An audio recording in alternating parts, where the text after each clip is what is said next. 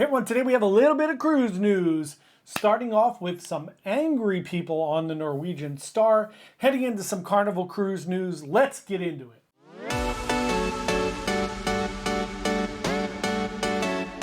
Hey everyone, John here from Bite Size Cruises. Welcome back to the channel if it's your first time here. Thanks for joining us. We're a travel agency trying to give you some amazing cruise news so you can plan and go on an amazing cruise vacation. Today we're going to kick off a little cruise news talking about the Norwegian Star. I know everyone is covering this story, so I'm sure you've seen the clips. There have been quite a few clips. A woman was very angry with NCL. She showed everyone waiting down at guest services to address NCL, and they weren't coming forward. The Star was supposed to be doing a 14-day itinerary to South America and Antarctica, which is, of course, a bucket list trip. So at some point, I guess a few days before the cruise, it sounds like January 31st, according to her, the decision was made by corporate, NCL corporate in Miami, to change the itinerary and to eliminate the Antarctica piece of this because of operational issues. However, the guests on board are stating that they were never informed of this. Norwegian stating that they sent out emails. We know Jason on Travel Scouts covered that they did send out emails to the next two cruises that the itineraries are going to be changing. My guess is something's going on with the ship. It seems like there's a slowdown order where they can't go over a certain knots per, 19 knots per hour or whatever it is. So to me, it probably means that they can't make it to mainland Antarctica. They're still going to a little outlying areas, some islands at Antarctica. So they are going through Drake's Passage. However, people are very upset. Now, in my experience on Norwegian Cruise Lines, I love going on NCL cruises. It's the cruise line I've been on the most. I think I have 20-some cruises on NCL. I'm going on Encore in just a few days. And I'm going on Breakaway in next month. So my thought process is I love Norwegian. The one thing they're not great at once you're on board the ship is they're not great at communicating. There are no general announcements from the captain. I know on Royal and MSC and some of the other cruise lines, every single day at a specific time, the captain comes on, kind of gives you the update of what's going on. On Carnival, it was at 10 a.m. On Royal, it's usually noon. They come on every day and they kind of give you the, here's where we're at, here's what's going on today. That didn't happen. And it never happens on NCL. And we had a bad experience on the Pearl once, and there was really, really bad communication. So it's the one thing I think that maybe NCL can look at and figure out that, hey, we need to do a better job communicating with our guests.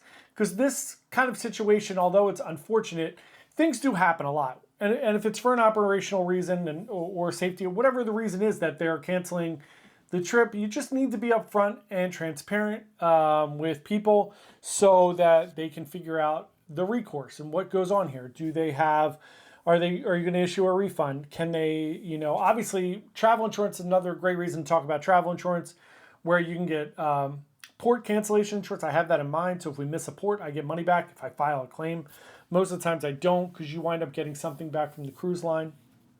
So yeah, it's just something I think is unfortunate with NCL. I think they could do probably a little bit of a better job of communicating with people and having those daily announcements from the captain. I love it. I come out of my room and I make sure I hear what's going on, where we're at, what's the days, is there any weather coming up? Is there anything interesting that we should know? I enjoy that. So I think that would be probably very helpful and something that should be looked into. Next up, Carnival announced yesterday, John Heald, I saw on Facebook, has announced that Carnival has indeed ordered their next and their last, the fourth of the Excel class ships. It will be ready in 2027, so we got about 3 years for our next Carnival cruise ship. Super exciting. It's great to see Carnival ordering ships. We saw that rumor a few weeks ago about them possibly having an order in for 4 ships. We haven't really got confirmation on that, but here we have confirmation on 1 for sure, and it is going to be another Excel ship. We'll find out the name. We'll find out all the other fun things in the upcoming months. So that is super exciting. Next up, kind of a little bit of not great news. The Sun Princess finally got delivered. It's very late at this point, and they did have to cancel the 2/18 sailing. So there is several of the inaugural first I think it's 3 or 4 sailings now have been canceled, which is terrible. It stinks. But again, this is probably a good cautionary tale of why not to book. You know, I just did it with Jubilee. I was on the 4th sailing, so maybe why to wait a little bit before you book those initial sailings. Look, things go wrong. We have a lot of supply chain things going on, and sometimes, look, how many projects do you know in construction that come in on time or under budget, right? So it's rare in the cruise world. They're pretty good at it. They're pretty good at getting these things done on time and sailing. Obviously, there's a lot of money at stake. So yeah, it's a shame that the Sun Princess is still running a little bit late, but it looks like smooth sailing from here out, hopefully, and it'll be good to go. Next bit of cruise news: the Vista also just got done dry dock. It got done dry dock on time. It is heading back from Spain, and it's just running a little bit behind, so they are shortening the first cruise, which was already a 3-day sailing. So that stinks for those people that are getting on that first cruise there, but hopefully all will go well after that. The Vista has a lot of fun enhancements we talked about on our last cruise news. Last bit of cruise news today is, once again, just a reminder from John Heald: you are not allowed to bring a travel iron on your cruise. Apparently there's a company out there that is stating that their travel iron is TSA and cruise ship approved. It is not. You cannot bring an iron on clothes iron on your cruise ship. Several different cruise lines have different policies about curling irons, like the ones you would use for your hair. But your mileage may vary there based on the cruise line. Always look into, each of your cruise lines has a page of things that are prohibited.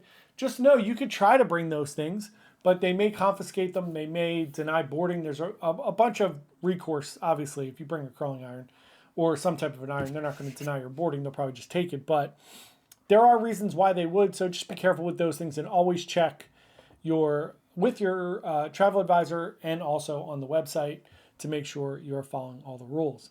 That is our cruise news for today. Thanks, everyone. Have a wonderful Valentine's Day. Happy Valentine's Day, everyone.